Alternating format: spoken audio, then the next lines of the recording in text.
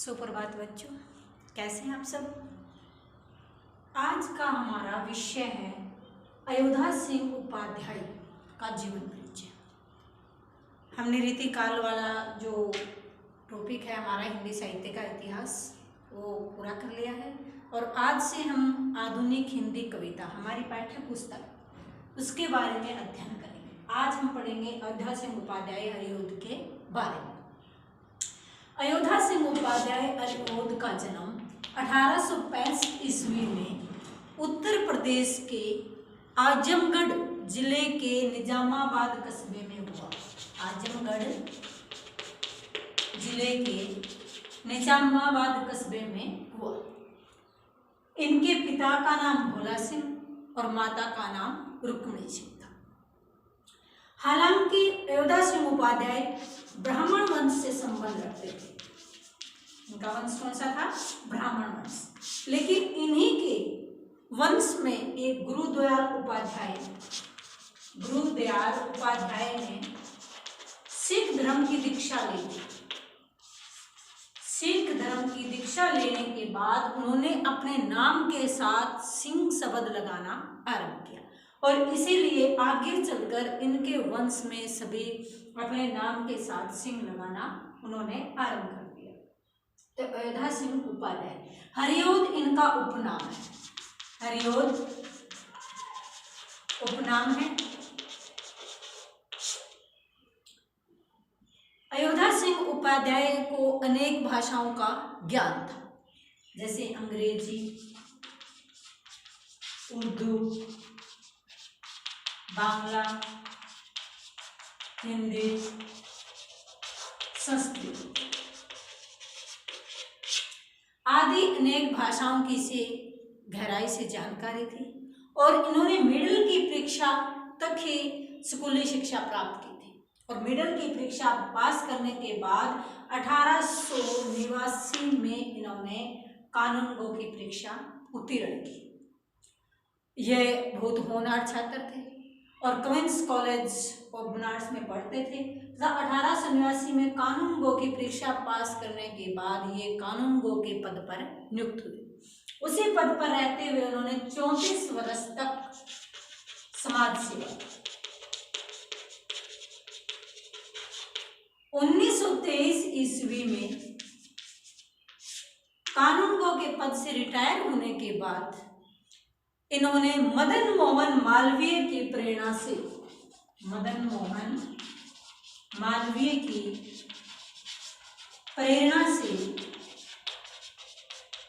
काशी हिंदू विश्वविद्यालय में हिंदी प्राध्यापक के पद पर कार्य किया और 1923 से 1941 तक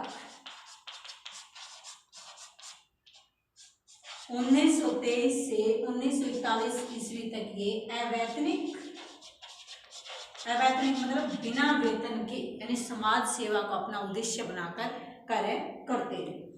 इस प्रकार अयोध्या सिंह उपाध्याय हरिऔध ने अपने जीवन में समाज सेवा संबंधी अनेक कार्य किए। अब हम इनके ग्रंथों के बारे में अध्ययन करेंगे। इनकी प्रमुख रचनाएं: काव्य संग्रह, प्रेम अंबु वारिधि, प्रेम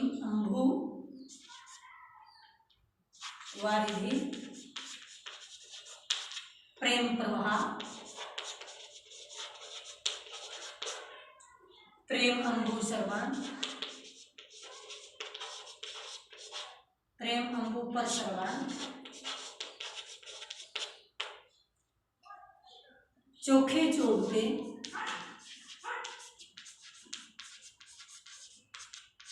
चुड़ते चोड़ते,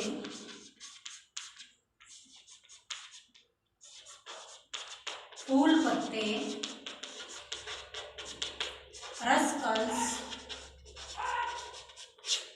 साहित्य मंडप,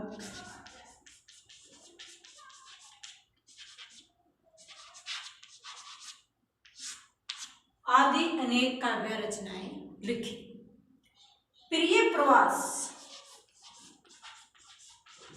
इनका खड़ी बोली में लिखित 1914 इसमें जिसका प्रकाशन हुआ, खड़ी बोली में लिखित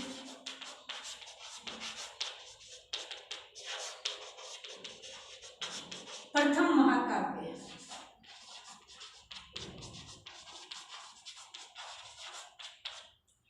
प्रिय प्रवास की विषय वस्तु है कृष्ण के बचपन से लेकर मथुरा गमन तक का वर्णन। ये श्री कृष्ण को अपना आराध्य देव मानते हैं और उन्होंने प्रिय प्रवास नामक जो रचना है, जो 17 सर्गों में विभक्त है, 17 सर्ग हैं इनकी, और ये खड़ी बोली में रचित प्रथम महाकाव्य माना जाता है। तो इसमें इन्होंने 17 सर्गों में कृष्ण के बचपन से लेकर मथुरा गमन तक का वर्णन किया है। प्रिय प्रवास को पहले ब्रजांगना विलाप के नाम से इन्होंने लिखा, ब्रजांगना विलाप, लेकिन बाद में जब इसका प्रकाशन करवाया तो इन्होंने इस रचना को क्या नाम दिया, प्रिय प्रवास, यानी प्रिय का दूसरे देश में जाकर वास होना प्रिय प्रवास। तो ये इनका खड़ी बोली में लिखित महाकाव्य है। इसके बाद इन्होंने लिखा पारिजात। पारिजात भी इनका महाकाव्य है जिसमें 15 सर्ग हैं और इसमें इन्होंने आध्यात्मिक व धार्मिक, आध्यात्मिकता व धार्मिकता का चित्रण किया है। वैदेही वनवास,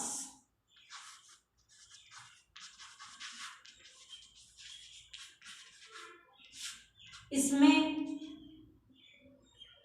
इन्होंने सीता के वन गमन का चित्रण किया है। इनके उपन्यास हैं ठेठ हिंदी का ठाठ,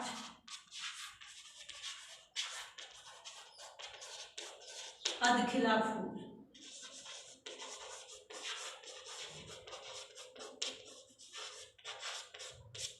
ये इनके प्रसिद्ध उपन्यास हैं। चोखे चोखते, चुभते चोभते,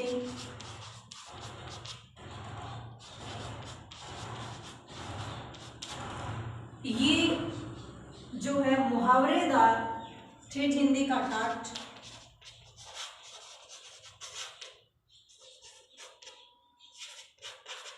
बोलचाल आदि महाकाव्य मुहावरेदार भाषा में लिखे गए।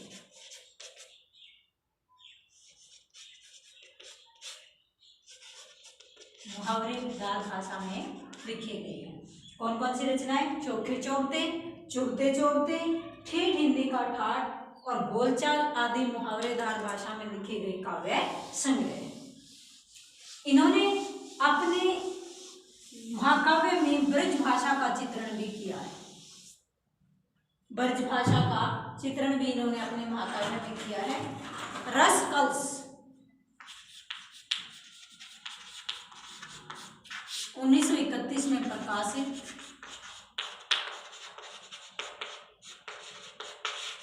ब्रज भाषा में रचित,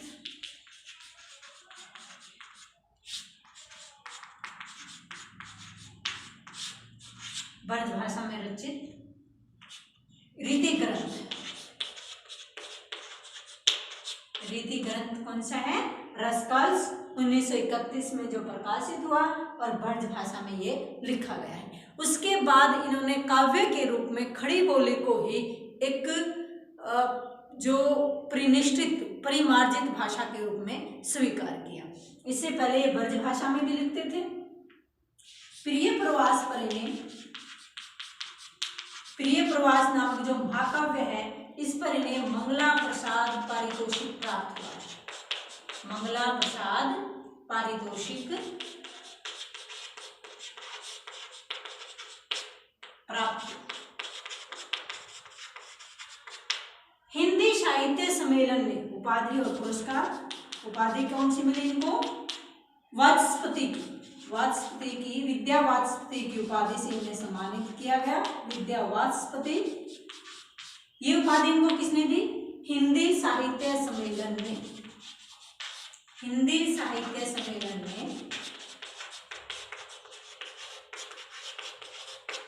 अयोध्या सिंह उपाध्याय हरिओद को विद्या वाचस्पति की उपाधि से अलंकृत किया। और गणपति चंद्र गुप्त ने, गणपति चंद्र गुप्त ने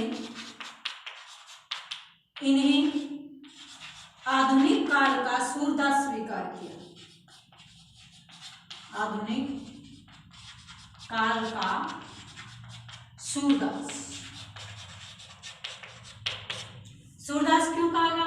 क्योंकि भक्ति काल में कृष्ण संबंधी जो रचनाएं मिलती है, कृष्ण संबंधी जो काव्य, जो साहित्य पढ़ने को मिलता है, वो किसके द्वारा लिखित है? सूरदास के द्वारा। तो आधुनिक युग में कृष्ण की भक्ति का वर्णन करने वाले, कृष्ण संबंधी ग्रंथों की रचना करने वाले कौन है? अयोध्या सिंह उपाध्याय। और इनको गणपति चंद्र गुप्त ने इन्हें आधुनिक काल का सूरदास कहा है। तो इनकी ये प्रमुख उपाधियां थी, उपलब्धियां थी, जिनकी साहित्यिक विशेषताओं से प्रभावित होकर विभिन्न विद्वानों ने इन्हें पुरस्कार दिए, अलग अलग नामों से अलंकृत किया। 3 मार्च 1947 को ये स्वतंत्र भारत का सपना मन में संजोए हुए, इनके मन में क्या था कि हम स्वतंत्रता, देशभक्ति की भावना इनके साहित्य में भी देखने को मिलती है। और देशभक्ति की भावना, अपने देश के प्रति प्रेम की भावना इनके साहित्य में कूट कूट कर भरी हुई थी। तो इनके साहित्य में स्वतंत्रता की भावना, देशभक्ति की भावना, देश प्रेम का जो विचार उनसे ओतप्रोत हुए हैं, हमें जानकारी मिली है। तो स्वतंत्र होने की जो भावना थी, जो इच्छा थी, उसको अपने मन में लिए हुए 3 मार्च 1947 को ये चिरनिद्रा में लीन हो गई। यानी हमें नश्वर संसार को छोड़कर, नश्वर संसार को जाकर के चिरनिद्रा में लीन हो गई। इन्होंने बाल साहित्य भी लिखा, अनेक नाटक भी लिखे, पद्य प्रसंग आदि अनेक नाटकों की भी रचना की। अब हम इसकी साहित्यिक विशेषताओं का अध्ययन करेंगे। साहित्यिक विशेषता।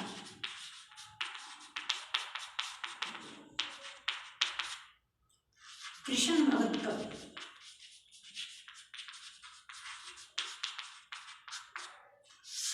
कृष्ण के प्रति इनके मन में जो भक्ति भावना है, कृष्ण को जो अपना आराध्य मानते हैं, और उनके मन में जो उसके प्रति प्रेम भाव है, वो उसे अपना जो आराध्य देव मानते हैं। तो कृष्ण भक्त कवि थे, और इसी कारण कृष्ण के प्रति प्रेम होने के कारण ही इन्हें हिंदी साहित्य का आधुनिक युग का सूरदास स्वीकार किया गया। इन्होंने अपने महाकाव्य प्रिय प्रवास में कृष्ण को एक महापुरुष के रूप में चित्रित किया है, महापुरुष के रूप में चित्रित किया है। इनके जो प्रिय प्रवास के जो नायक हैं श्री कृष्ण, वो एक महान पुरुष के रूप में अवतरित हुए, इस धरती को पाप के जो बोझ है उससे मुक्त करवाने के लिए वो प्रकट हुए हैं। और इन्होंने राधा को एक समाज सेविका के रूप में युक्त किया है, राधा को समाज सेविका के रूप में दिखाया है।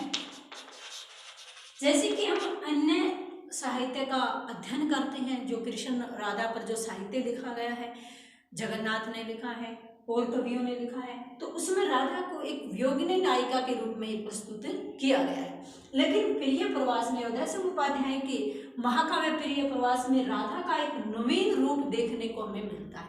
उसमें क्या किया गया है? राधा को एक समाज सेविका के रूप में चित्रित किया गया है। उन्होंने कहा है कि श्री कृष्ण का अवतार ही इस धरती को पापों से मुक्त कराने के लिए हुआ है, कंस जैसे राक्षस के चंगुल से मुक्त कराने के लिए हुआ है, और इसीलिए श्री कृष्ण ने मथुरा प्रस्थान किया है। और इसके माध्यम से राधा उनके जाने के बाद नए उनके विरह में पीड़ित होती है, बल्कि वो श्री कृष्ण का वहाँ जाना एक समाज सेवक के रूप में स्वीकार करती है। इसलिए इनके काव्य में नवीनता का समावेश हुआ है। उसके बाद पौराणिक साहित्य के प्रति पौराणिक साहित्य में नया नवीन दृष्टिकोण दिखाई देता है। पुराणों में जो हम भक्ति संबंधी साहित्य पढ़ते हैं उसमें श्री कृष्ण और राधा के एक अलग ही रूप का चित्रण किया गया है, लेकिन इन्होंने अपने साहित्य में पौराणिक साहित्य के माध्यम से आधुनिक जो दृष्टिकोण है, आधुनिक युग की जो अपेक्षाएं हैं, आधुनिक युग की जो जरूरत है, उनके माध्यम से उनको एक अलग ही रूप में चित्रित किया है। उनका मानना है कि जो समय होता है, जैसी परिस्थितियां होती है, उसके अनुसार साहित्य में बदलाव आना जरूरी है। इसलिए उन्होंने पौराणिक साहित्य के माध्यम से एक नवीन दृष्टिकोण को प्रस्तुत करते हुए उनको एक अलग ही रूप में चित्रित किया है। खड़ी बोली काव्य की प्रतिष्ठा, खड़ी बोली काव्य की प्रतिष्ठा।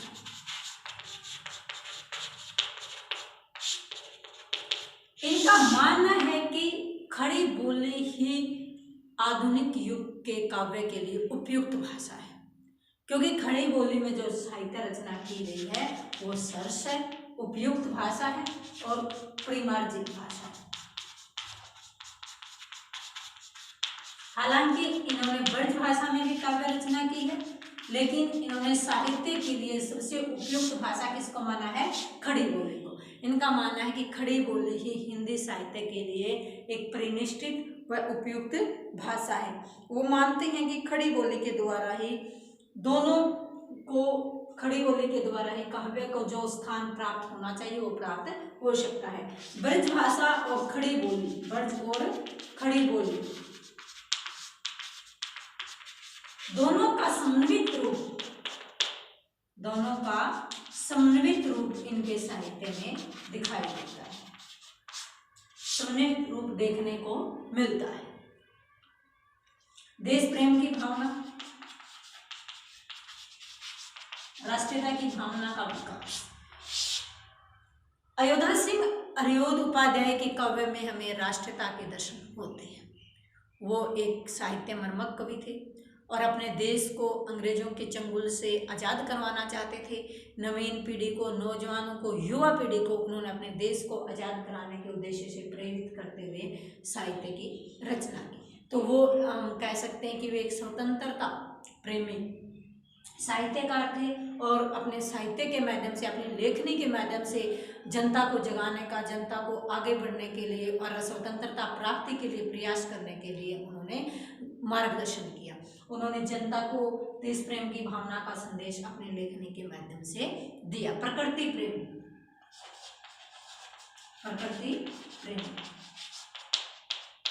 अयोध्या सिंह उपाध्याय ने अपनी रचनाओं में प्रकृति के आलंबन व उद्दीपन दोनों रूपों का चित्रण किया है, क्योंकि प्रकृति का चित्रण करना हर कवि का जो एक महत्वपूर्ण कार्य होता है। प्रकृति से कोई अछूता नहीं रह सकता और प्रकृति के चित्रण के बिना कोई भी काव्य रचना सरस व सुबोध नहीं हो सकती। इसलिए प्रकृति चित्रण भी इनके काव्य का मुख्य अंग रहा है। भाषा इनकी कौन सी होगी?